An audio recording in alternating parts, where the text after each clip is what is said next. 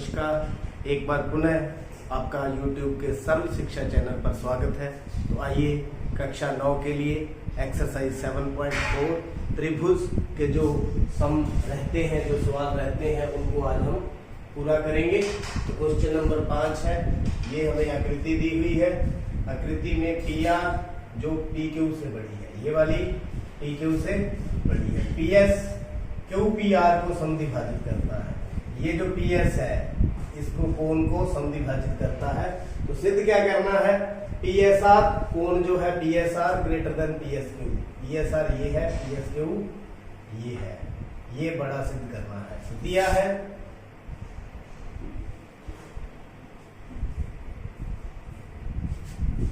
आकृति में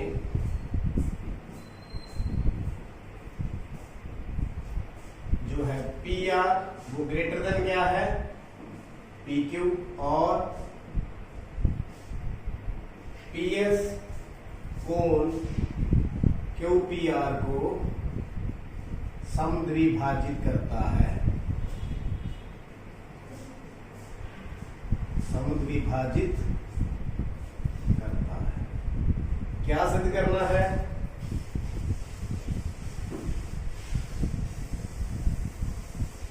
आप यहां पर देख सकते हैं PSR greater than PSQ। PSR greater than PSQ। देखिए, बड़ी भुजा का सम्मुख कोण बड़ा होता है, या बड़े कोण की सम्मुख भुजा बड़ी होती है। वही यहां पर प्रमेय हम लगाने वाले हैं। जो दिया है उसको लेंगे और उसके बाद हम आगे सिद्ध करेंगे। तो PR किससे ग्रेटर है?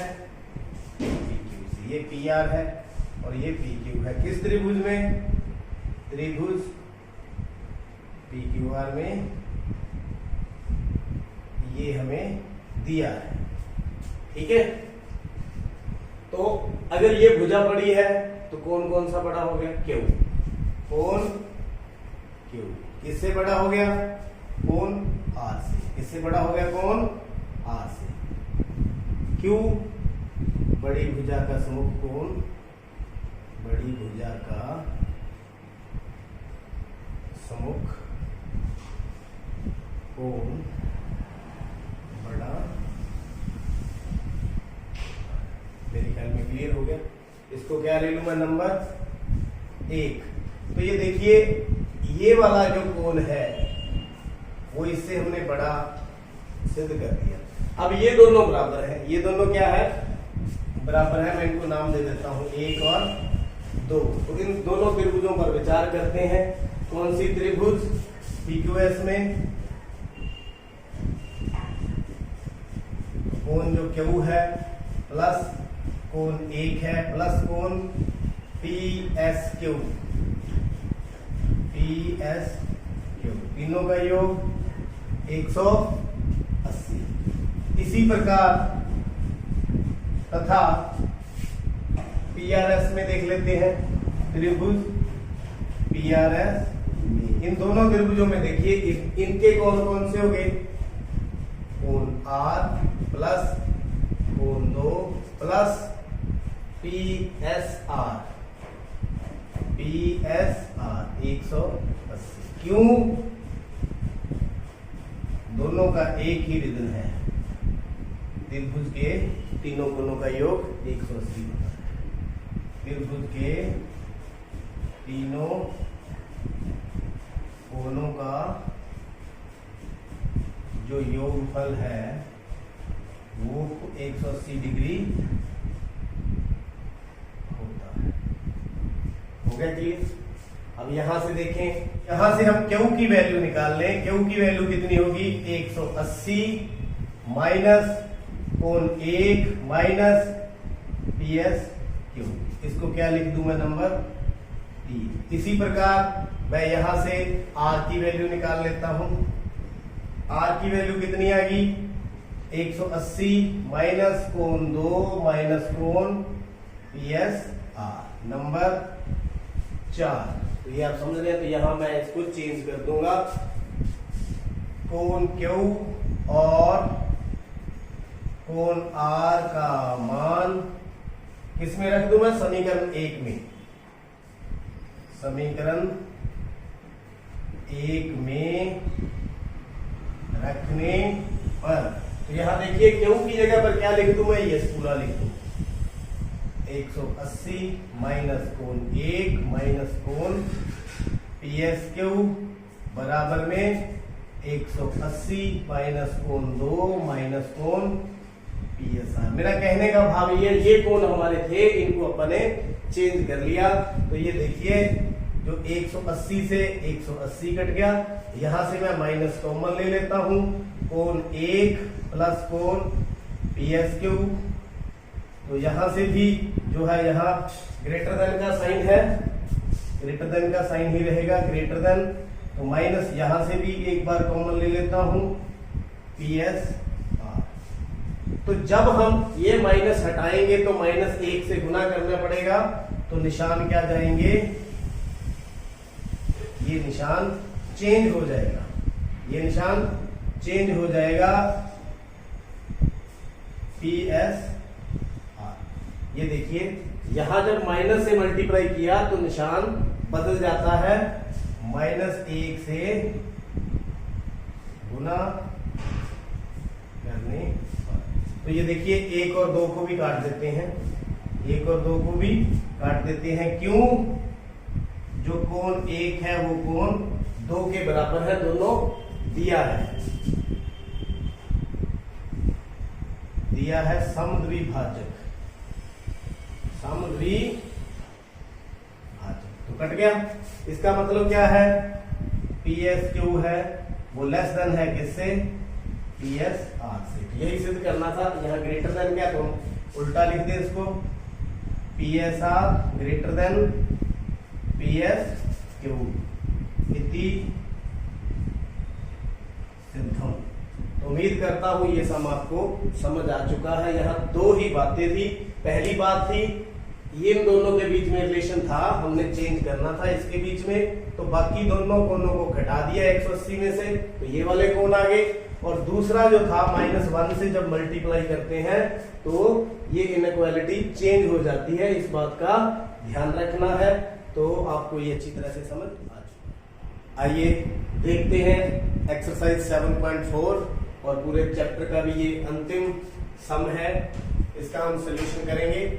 दर्शाइए कि एक रेखा पर दिए गए बिंदु से जो उस रेखा पर स्थित नहीं है, जितने रेखाखंड खींचे जा सकते हैं उनसे लंब रेखाखंड सबसे छोटा है। मतलब ये हमारे पास मान लीजिए ये कोई ए बी एक रेखा है, तो यहां पर उस रेखा पर स्थित नहीं है, कोई एक बिंदु है मान लीजिए P, तो यहां पर रेखाखंड खींचते हैं, मान लीजिए ये खींच लेते हैं, ये खींच लेते हैं, और उनसे लंब रेखाखंड सबसे छोटा है, लंब रेखाखंड सबसे छोटा है। तो मतलब PM है जो इनके मुकाबले छोटा है, क्योंकि ये रेखाखंड इसके ऊपर है, ये B के ऊपर है, ये मान लो R S दोनों मिला दिए हमने, तो हमने सिद्ध करना है जो PM है वो इन रेखाखंडों से छोटा है। तो ये है क्या, यहां पर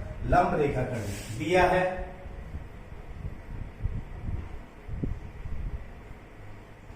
क्या दिया है? एक रेखा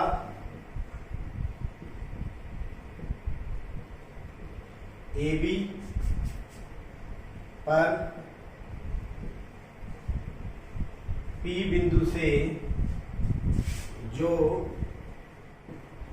रेखा AB पर स्थित नहीं है से PM लंब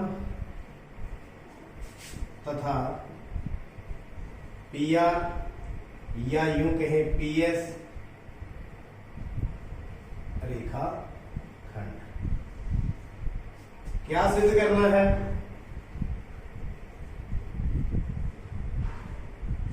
जो PM सबसे PM लंब रेखाखंड सबसे छोटा है, सबसे छोटा है। तो प्रमाण इसका हम करते हैं, बहुत आसान है। देखिए यही सिद्ध करना भी, या तो इससे मुकाबले कर दें या इससे मुकाबले कर दें, ये छोटा है तो बिल्कुल आसान है। देखिए त्रिभुज अपन PMR ही ले लेते हैं।